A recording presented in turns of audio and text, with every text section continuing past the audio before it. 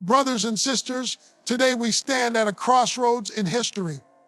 On June 23, 2025, Iran launched ballistic missiles at the U.S. All-UDED Air Base in Qatar, America's largest foothold in the Middle East, with no casualties reported. This epic moment, though lacking in human loss, is steeped in symbolism and peril.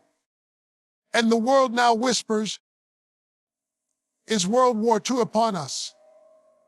Imagine the trumpet sounds missiles in the sky, nations shuddering airspace, leaders scrambling in global war rooms. No lives lost, but the tremor of escalation shakes us. We must ask, are we teetering on a global precipice? Iran's missile strike on the U.S.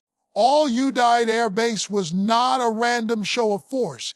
It was a calculated strategic maneuver, symbolic in nature, real in message. Operation Glad Tidings of Victory exemplifies how Iran nails the art of calibrated confrontation, dramatic enough to signal seriousness, restrained enough to avoid total war. Let's unpack this deliberate strategy. How a symbolic strike carries weight, shapes narratives, and sets the stage for what might come. A message in Fire and Silence, June 3, 2025, at approximately 1939 ASTA.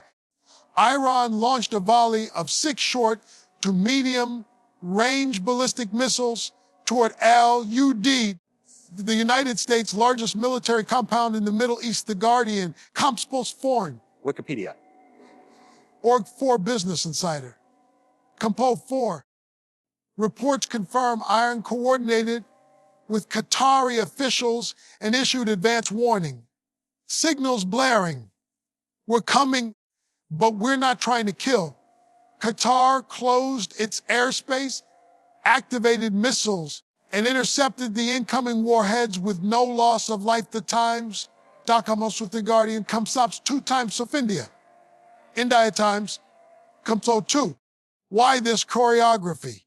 Because it sends 2 simultaneous blasts. The first whispers, we can reach you. And the second promises, we don't want to kill you yet. Such orchestration marks a masterclass in messaging. Barely lethal, unmistakably threatening. Symbolism over bludgeoned. This isn't Iran's first symbolic move.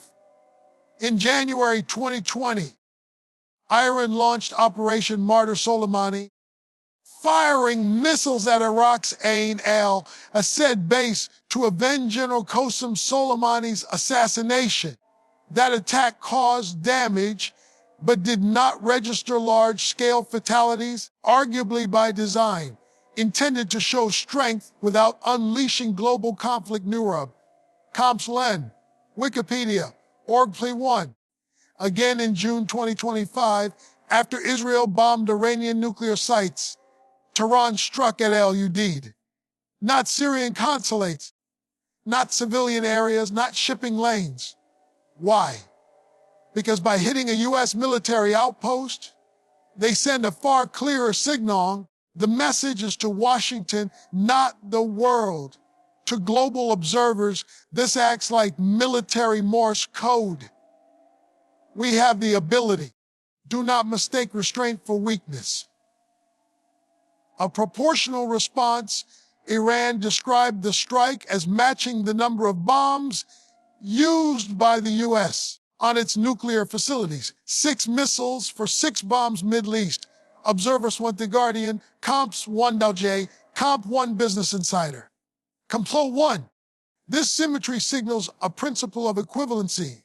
You hit us. Match, not escalate.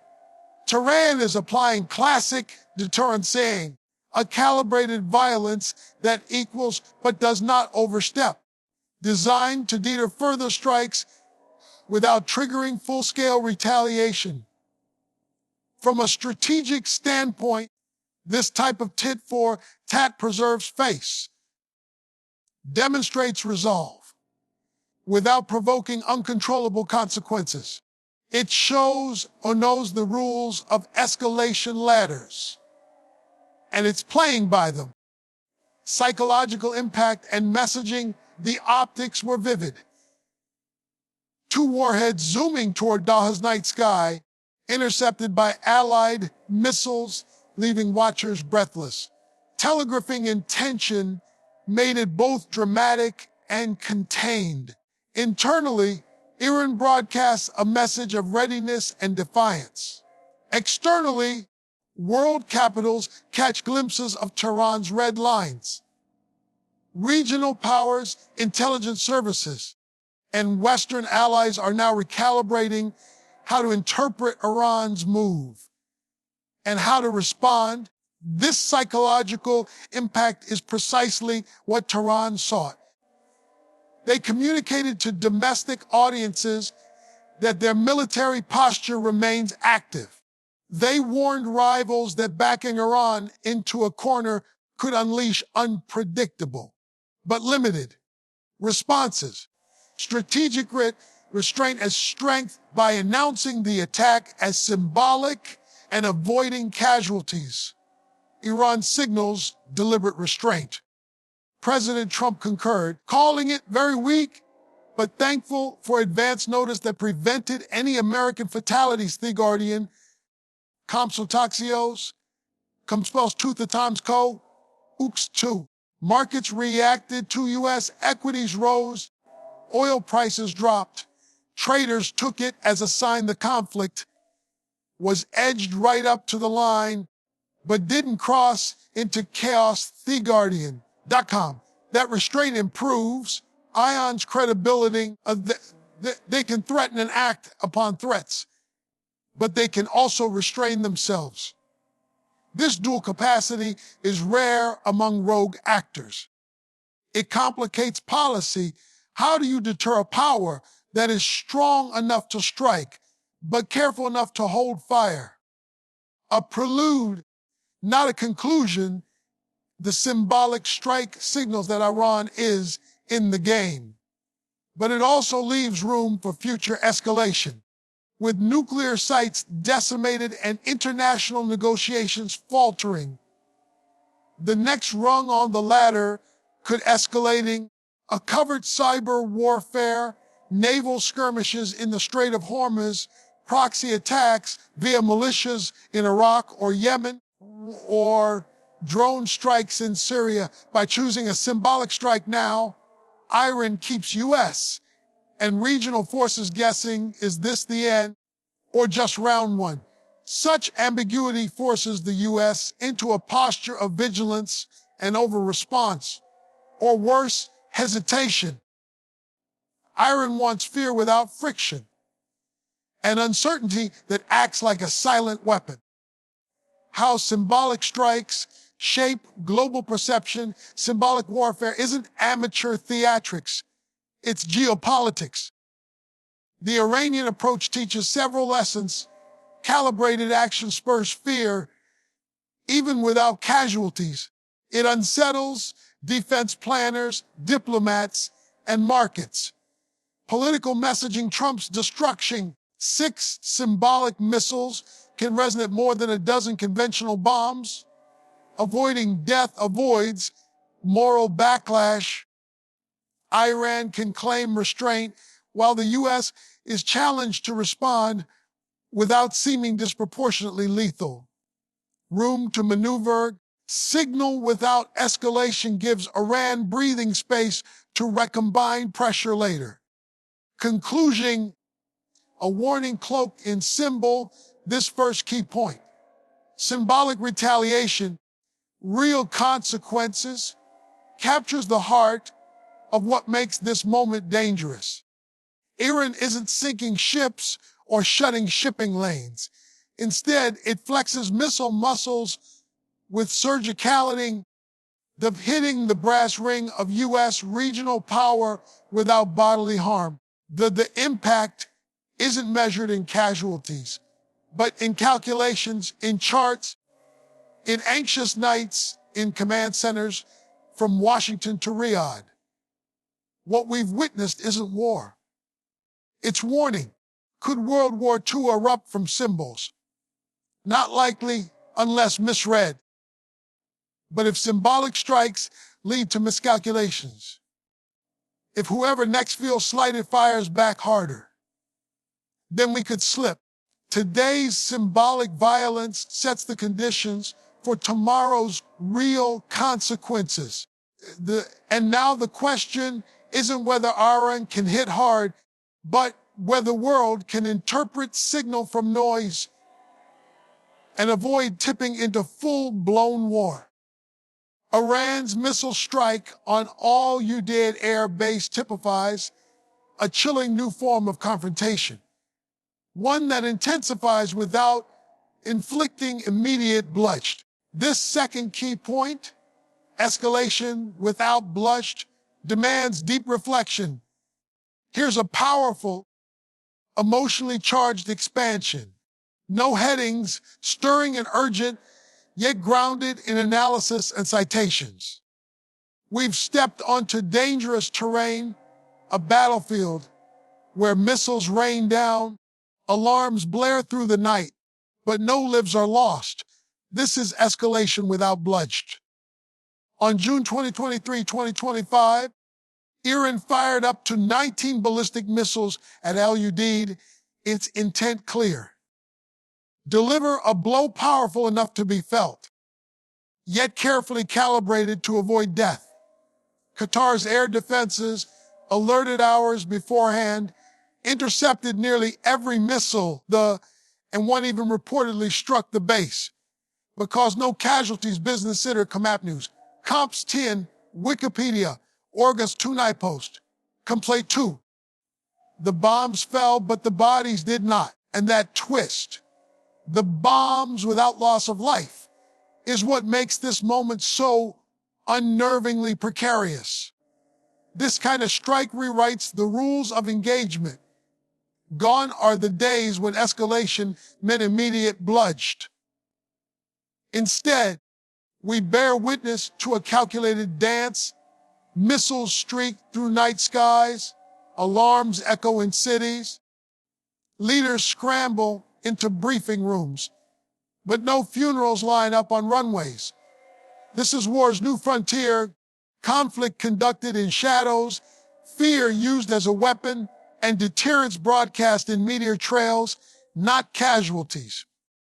Make no mistake, the impact was real. Airports in Qatar, the UAE, Bahrain, Kuwait, and Iraq closed their airspace. Cabinets convened, diplomats summoned reinforcements, and defense systems jumped to full alert. Just from a barrage that took lives because none in Wikipedia, Org Pluff on Thidalai Beast, Control 1, markets wavered, oil prices fluttered, regional capitals were plunged into crisis mode. That anxiety, captured in cell phones, trading floors, and situation rooms, is itself a form of damage.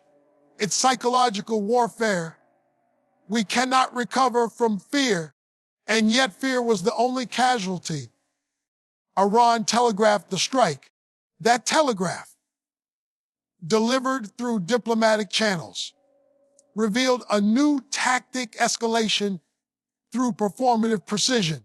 The world watched as Qatar shut its skies, U.S. diplomats sheltered citizens, and militaries braced. But no country delivered a full-throated condemnation beyond calls for de-escalation. Tehran described the mission as symbolic, matching U.S. bombs dropped on Iranian nuclear sites with missile launches in kind. Equivalence, not annihilation. Iran wanted to show it could strike, that it would retaliate, but also that it would not plunge the region into full-scale war. At least, not yet. History echoes similar rhythms. In 2020, after Soleimani was killed, Iran launched dozens of missiles at U.S. facilities in Iraq, but avoided fatalities. That strike sent hundreds of American and allied troops diving into bunkers. The message was unmistakable: warning shots fired, but lives spared responsible statecraft. Org, that earlier moment taught us something vital. Wars can be waged through symbols, calibrations, and unspoken rules, not just raw destruction. This latest event takes that playbook further. The precision-fired missiles, intercepted without fatalities, created strategic dissonance. Iran flexed its missile muscle, but stopped short of massacre. The U.S., its forces safe, its moral position intact, was forced into a dilemma. How do you respond when bombs land, but bodies are spared? If they hit back too hard, they risk global backlash. If they do nothing, they appear weak. Iran counts on that indecision. What's the cost of this new play? It undermines stability. Other nations, Israel, Gulf states, casting eyes at U.S. bases, weigh their own next steps. Proxy wars simmer. Each explosion that kills no one skill racks up political points, rattles nerves, and realigns strategic calculations. It ratchets tension one notch higher. And it does so without giving anyone the comfort of retaliation or vindication. We've entered the era where escalation is measured not in lives lost, but in fear incurred, in messages sent via tracer lines in the sky. For Iran, this is a low-risk, high-impact strategy. Provoke attention, demonstrate reach, sow uncertainty, and do it without paying the steep price of global condemnation that follows mass civilian deaths. It's a cold calculus. Escalate with impunity, because escalation doesn't mean escalation to war. Policymakers now face a paradox. How do you deter a foe who knows the rules of restraint? If the U.S. responds with overwhelming force, it risks igniting the very war Iran sought to avoid or to delay. If it responds with words, it invites another missile volley masked as symbolic diplomacy. Intelligence agencies warn that the next act could involve cyber attacks, naval close encounters near the Strait of Hormuz, or asymmetric proxy strikes. Each of these flashpoints can be amplified by the precedent set: escalate without killing. This kind of war testing is insidious. It erodes norms without breaking them, makes aggression a conversation rather than a catastrophe. It shifts the global staging. Every missile that flies but crashes harmlessly shifts the baseline of what it takes to declare war. And it gives Iran the perceived upper hand because no bombs fell, no strong response was required. They have reset the dialogue. It's a chessboard, not a battlefield. But the danger lies here. When escalation becomes routine, the next act may not be. When nations begin to expect the next missile not to kill, they may also stop expecting it to miss. When symbolic strikes become normalized, the threshold for lethal action lowers without notice. And then, the miscalculation, the fog, the unexploded moral and emotional confusion sets in. That's when symbolic escalation becomes real escalation, and real escalation might just break the ripple into full-scale war. Escalation without blush. These aren't just buzzwords. This is modern geopolitics.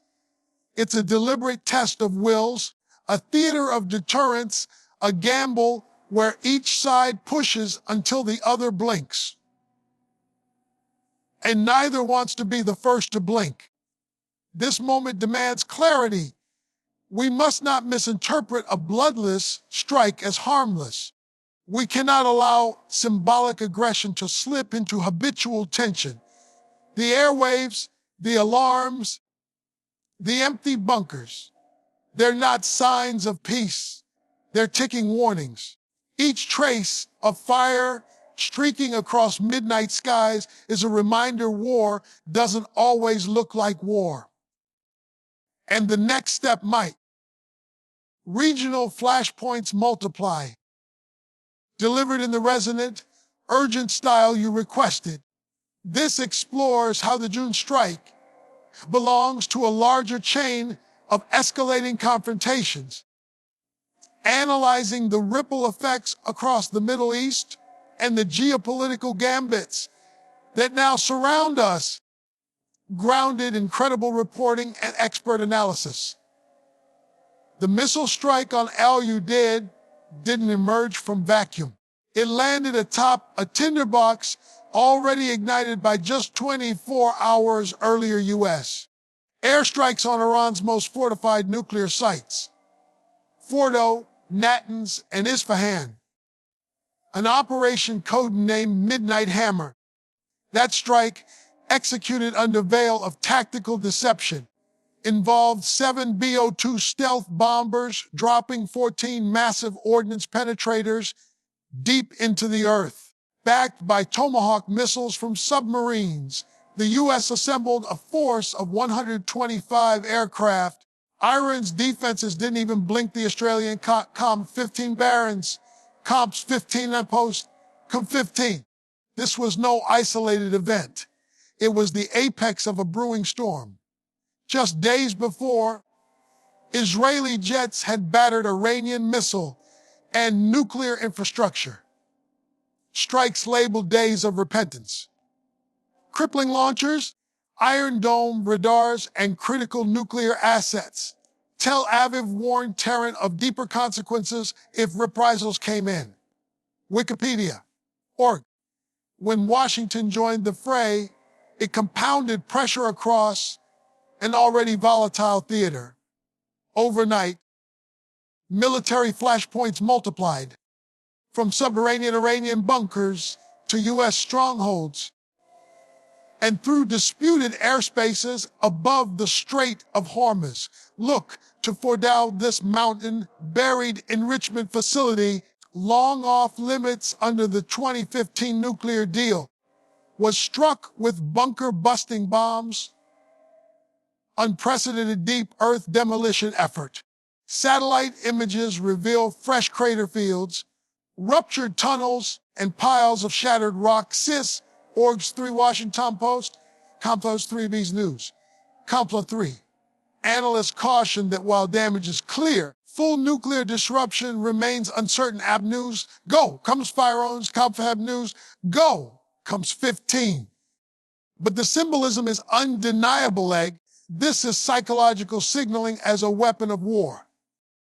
Meanwhile, Natanz, the heart of Iran's enrichment success, had already been damaged by the Israeli raid. The U.S. bombardment piled on with bunker busters and missile hits, yet Iran may have preemptively evacuated key material. CB's News, Com+10, Wikipedia, Orgs +10, The Guardian. Comps 10. Isfahan, a centrifuge and fuel processing hub, was hit with Tomahawks, but its strategic future is still murky. App News, Comps 11, CIS, Org 1, The Guardian, Comps 11. Each site is a flashpoint. To Vance together, they form a constellation of strategic pressure. Iran's nuclear infrastructure isn't just about atom enrichment. It's about national security, deterrence, and psychology. Midnight Hammer wasn't only about obliterating facilities. It was designed to erode confidence, slow progress, and assert dominance. Israel's earlier strike on missile silos and defense nodes aimed to disarm Tehran tactically. Washington's strike delivered the strategic blow. TheAustralian.com. Ops Fayotube, Comps 15 Barons. Comps 15. The timing of Iran's missile barrage rested on that preemptive action. Tehran launched symbolic missiles at Al-Udeid in near-perfect retaliation. 6 missiles to 6 bombs, but carefully restrained to avoid victims. That action is not isolated vengeance. It is a chess move in a sprawling regional clash where each blow is metered for effect, aimed at leverage rather than annihilation. Why does this matter? Because with each strike, we open more fronts. Gulf states like Qatar, UAE, Bahrain, and Kuwait closed airspace. Naval installations strengthened watch. Cyprus reportedly arrested suspected operatives tied to Iranian signals. Diplomatic cables are ablaze, embassies brace, proxy liaisons, Hezbollah, IRGC Quds Force, Yemeni Houthis are on red alert. The U.S. must now brace for threats from Lebanon to the Gulf. Iran has both state and non-state players ready to strike back with drones, cyber attacks, or sea-based harassment of shipping, particularly around the all-important Strait of Hormuz. The global supply chain trembles at the strait, a conduit for roughly 20% of world oil. A closure, or even a photogenic tug of war, can spike prices, pinch economies, and escalate worldwide ramifications.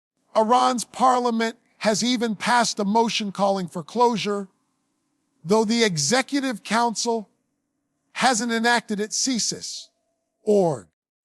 But the risk remains. Behind the scenes, national capitals are rethinking strategy. Europe's pulse quickens. The IAEA quietly monitors contamination levels. China and Russia urge diplomatic calm, even as they privately question U.S. escalation principles. The brew grows more potent. If one rupture served as the end game, we'd know. But this is only round 3. First Israeli strikes, then U.S. bunker busters, now Iranian symbolic hits. The next act could involve cyber sabotage on U.S. bases, Houthi rocket salvos at commercial tankers, or IRGC-led ambushes on oil in motion. Each flashpoint draws others in. Syria could serve as proxy battlefield. Iraq, already fractured, may turn into kill zones for militias. Lebanon stands on edge. This is escalation by environment, a strategic warfare of attrition where pressure multiplies across domains. Underground bunkers, war rooms, pipelines, bandwidths, shipping lanes. Each actor tests where the limit lies. Iran's limited missile showers raise the global threshold, unsettling the blueprint for U.S. counteraction. Will we respond with force, with sanctions, with cyber insurgency, or will we counter-symbolically restrain, risking perception of weakness? This moment demands clarity. This isn't a regional bust-up, it's a full-scale strategic spiral. And the signal blinked loud and clear after midnight hammer, Iran's missile warning. We can reach you and we will if needed. Resets the region's risk calculus. The real danger isn't the bombs. They landed without killing. It's the ripple, the convulsing of diplomatic channels, the shifting alignments, the nervous fingers on triggers. This is no two-player game. It's a multi-tiered matrix of flashpoints that now span Levant to Gulf, expansion from subterranean bunkers to blue, water shipping, and conflict channels that refuse to stay contained. Each missile, each bunker buster, each intercepted warhead redefines the battlefield. And the question lingers, who draws the line and where? Ignore the flash for a moment. These are the tremors of a tectonic shift in Middle Eastern geopolitics. Not a war yet, but a war of signals, strategies, and crises. And unless we see the bigger picture, unless we grasp that every strike spins a web of new fireholds. We risk stepping into a wildfire we cannot extinguish. The missiles striking Al-Udeid weren't just a message to Washington. They were a wake-up call to the world. When Iran launched its volley on June 23, 2025, the echoes resonated far beyond Qatar's desert. Not because lives were lost. They weren't. But because the symbolic strike shattered any illusion of containment. World leaders, markets, militaries, all were hit with a question that stung with clarity. Might this spiral out into World War II? This fear isn't hyperbole. The immediate reaction across global capitals, Qatar, Saudi Arabia, France, was one of alarm and urgent calls for de-escalation. Economic Times, calm. Cyprus even arrested an individual accused of spying on RF Akrotiri for Iran, signaling that European defenses are on edge. Economic Times, calm. Imagine a spy at your doorstep. The visceral dread is palpable. Russian President Putin went further, warning that the region is alarmingly close to global war. Times of India. India Times, calm. That is no small declaration. From Moscow to Beijing, every major power loves stability, and none wants a regional boxing match to morph into a global knockout. Putin's words echo what intelligence briefers whisper in capitals. This is a risk not to be ignored. In financial world, the nervousness seeped deep. Oil tankers near the Strait of Hormuz began zigzagging, diverting routes while energy markets jittered. Atlantic Council, Orgsaknap News, Comsels Times of India, India Times, Comps 9 readers. Calm, oil prices volatile in peace, soared at first on geopolitical anxiety, then plunged as traders realized this was a precise political strike rather than a campaign of destruction. But volatility itself is costly, and volatility equals risk. All it takes is one misstep, and markets could erupt again. Now look at reaction in NATO.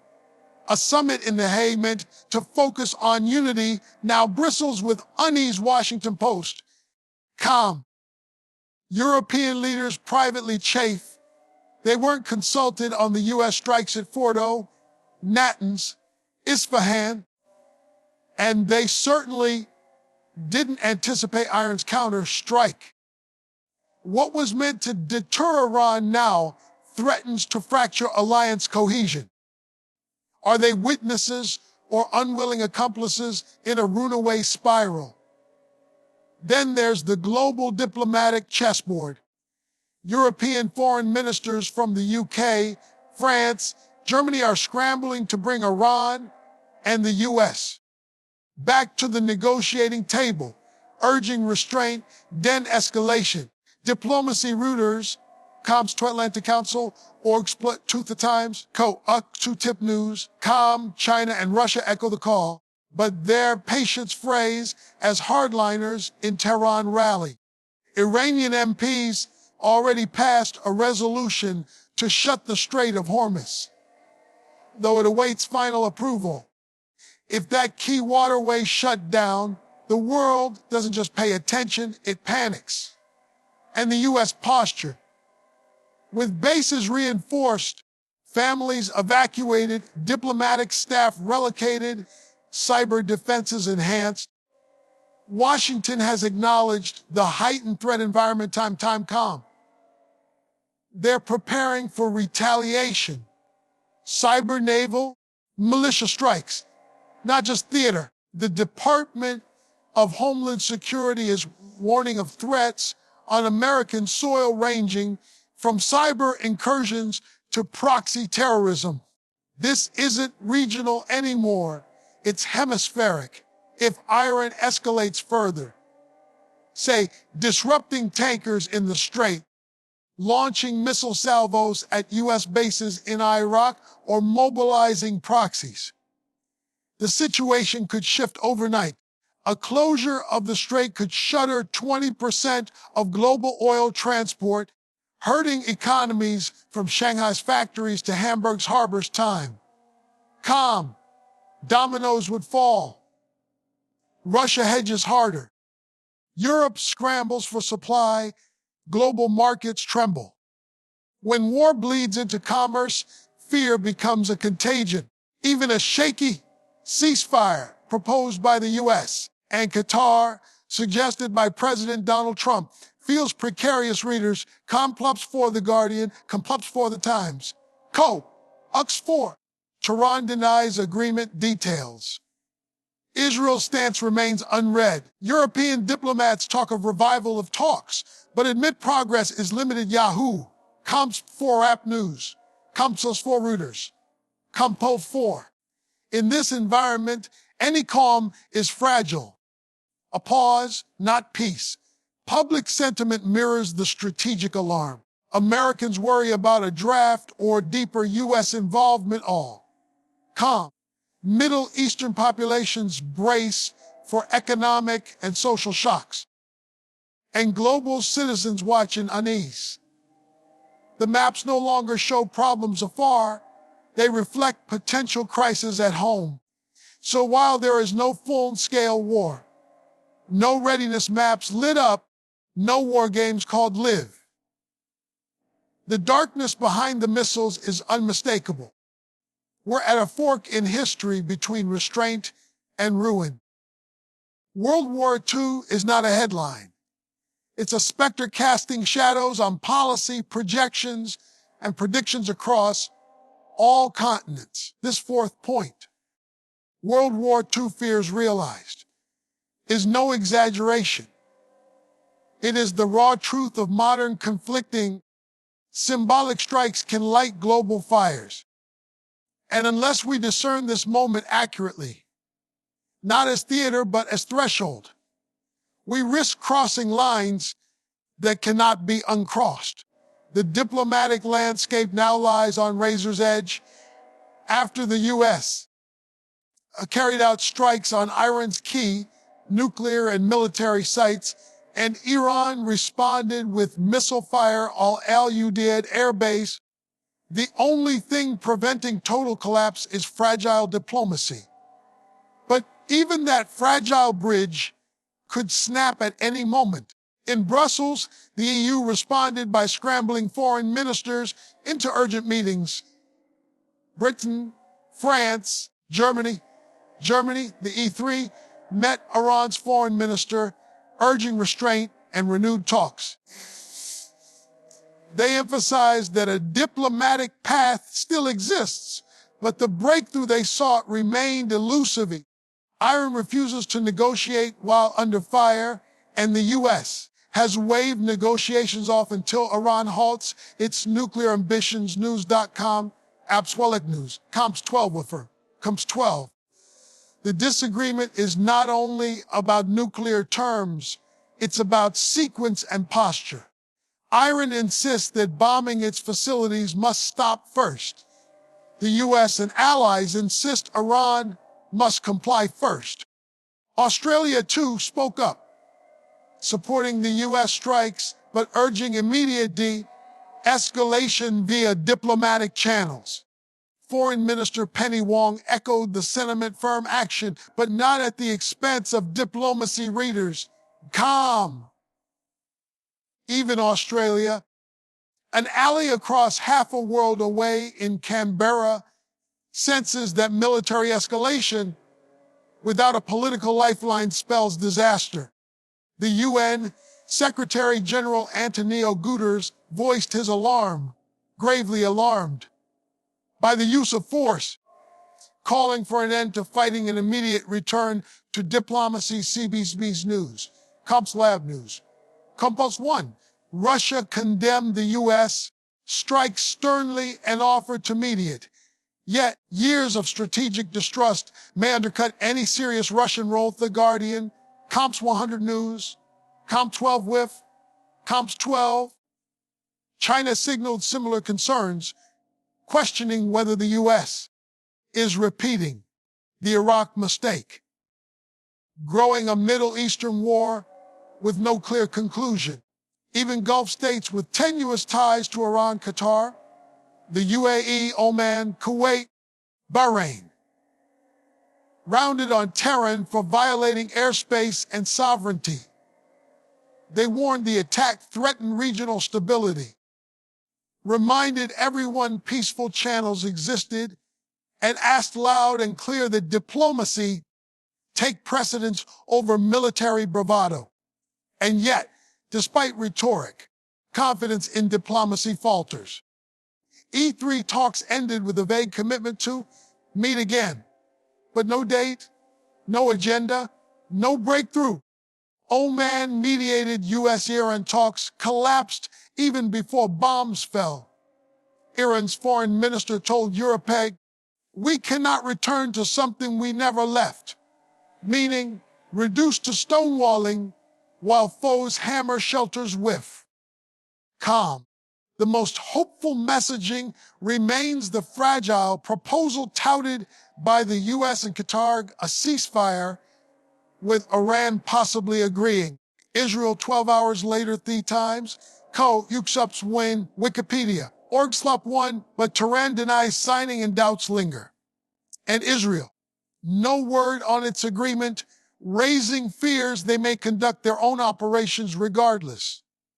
This version of diplomacy, tenuous, transactional, always a step behind, remains the only thing preventing full collapse. But it's brittle. One miscommunication, one secret strike, one rogue policy shift, one death among proxies, and the system fractures. The entire structure is based on mistrust. Iran demands a halt to strikes before negotiating nuclear terms. The U.S. demands verifiable compliance before committing to talks. Europe calls for both, but offers no enforcementing. What leverage remains once bombs have fallen? Russia and China offer rhetorical support, but little direct leverage. Gulf states pressure Iran, yet rely on U.S. or NATO protections. And Israel stays ominously silent, effectively vetoing any deal that doesn't ensure its strategic parity. It's a precarious balancing act of military restraint with diplomacy. But every missile that lands, even intercepted, creates more friction. Every diplomat who enters a room does so under clouded trust, and every public condemnation chips away at confidence. Today, U.S. bases stand reinforced, families evacuated, cyber defenses heightened. But diplomats walk into toxic air. The risk. That diplomacy collapses under its own weight. If Iran perceives the U.S. advanced attacking nuclear sites while digital pipelines of negotiation remain empty, it may widen its demands to include sanctions relief, recognition, greater regional autonomy. The U.S. may respond with further strikes, cyber operations, or proxy targeting. Europe and Asia may scramble for energy alternatives. Gulf states may shift allegiances. Even if a ceasefire holds this week, the next flashpoint could rupture ID. A drone launched from Yemen into Red Sea shipping lanes, a patrol vessel skirmish in the Strait of Hormuz, a cyber attack on regional infrastructure. None require high-end weaponry. They only require the erosion of trust built at the negotiating table. So this point, diplomacy on thin ice, is no exaggeration. It's diplomatic triage at its finesting. Keep the peace, build trust, prevent collision. But it only holds while each party fears escalation more than compromise.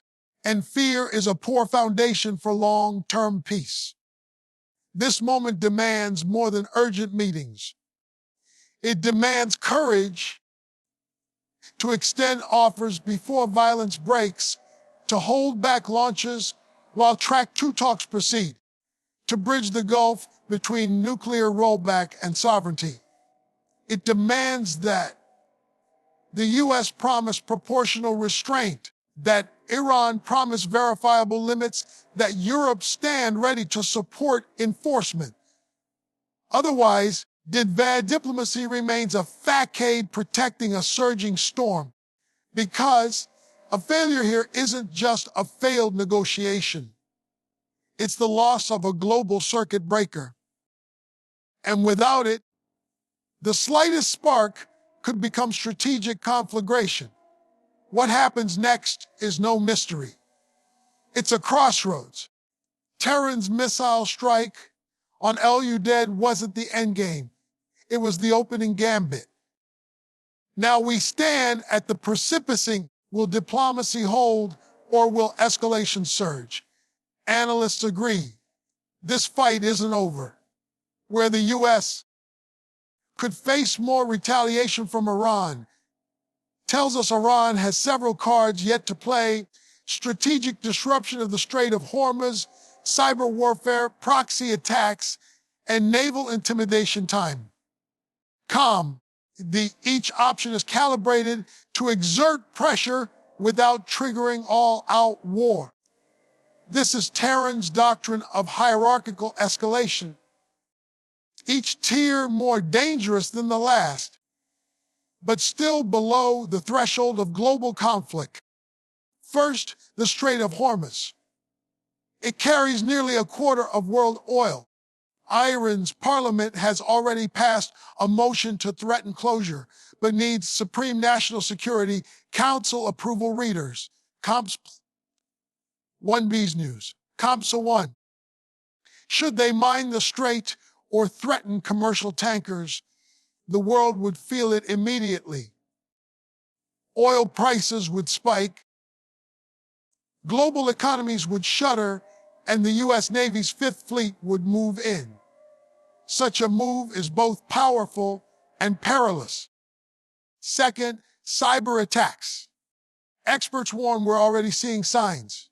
U.S. critical infrastructure, commercial systems, disinformation campaigns all face growing threats. Readers, Comaxios. Hackers aligned with Iran could launch digital assaults on American banks, energy grids, or communication networks, while pro-Iranian hacktivists might escalate disinformation across social media. This digital front is a dimension Tehran knows well. Attacks can cripple without crossing red lines that provoke kinetic response. Third, proxy engagements. Iran's axis of resistance network. Hezbollah in Lebanon, militias in Iraq, Houthis in Yemen remains active. Each group could launch strikes on U.S. military assets, shipping, or regional bases. Unlike direct missile strikes, proxy warfare provides Iran plausible deniability while keeping the conflict simmering. These skirmishes may not dominate headlines, but they bleed us dry in attention, resources, and international support. Fourth, naval harassment. Iran's Revolutionary Guard and Navy have a history of shadow operations, speedboat encirclements, drone swarms, harassment of commercial vessels, and mine laying. CBS and Reuters warn U.S. vessels in the Gulf, Red Sea, and Mediterranean are already at higher risk. A single naval incident could rapidly escalate it. Imagine a collision, a boarding, a misfire at sea, and suddenly the world is watching a crisis at sea. Together, these threats form a mosaic of coercion. None necessarily triggers full-blown war. Until they do, Iran's escalation strategy is deliberate and cautious, laying each trap step by step, watching the U.S. and global reaction before moving to the next. Washington is responding in kind. The U.S. has ordered embassy staff out of risk zones, issued domestic terrorism alerts, and authorized defensive deployments to protect shipping lanes. The U.S. Cyber Command is on heightened alert, working to shield infrastructure from digital assault. Naval task forces are shifting positions, but a defensive posture often invites questions: will the U.S. respond offensively? And if so, how and when? There's also the threat of mismanagement. Smaller assaults, like a cyber attack derailing hospital systems or a militia firing at a base, could prompt a disproportionate U.S. response. Tehran will test U.S. restraint and watch for moral outrages. Each test recalibrates global norms. Will we build momentum toward peace or toward peril? Compounding the danger is window of opportunity. Time is running. Iran's missile and drone capacities have been weakened by recent U.S.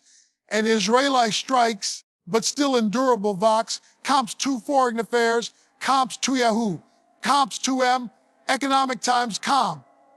Their conventional capabilities may be fraying, but their asymmetric dominance is fixed. And as long as provocations outpace diplomacy, they'll double down. Yet there are hints of de-escalation.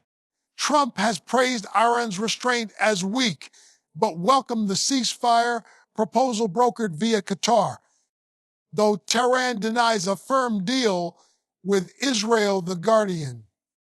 Calm. Still, even a temporary pause would open room for fresh diplomacy, renewed nuclear talks, confidence-building measures, regional security arrangements, or ralliation of seized assets. The world desires pause, but pause is fragile.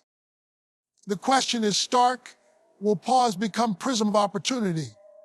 Or pause be the calm before storm? If diplomacy fails, escalation remains inevitable. Coalitions could fracture. Gulf partners may hedge between powers. Economic pressures compound energy instability. Every theater, from cyberspace to seafloor, could erupt overnight. This sixth key point, the path of heading pause or precipice, drives us toward a decision. We choose pause, and we choose wisely immediate diplomatic engagement, strategic restraint, defensive preparedness, multilateral oversight.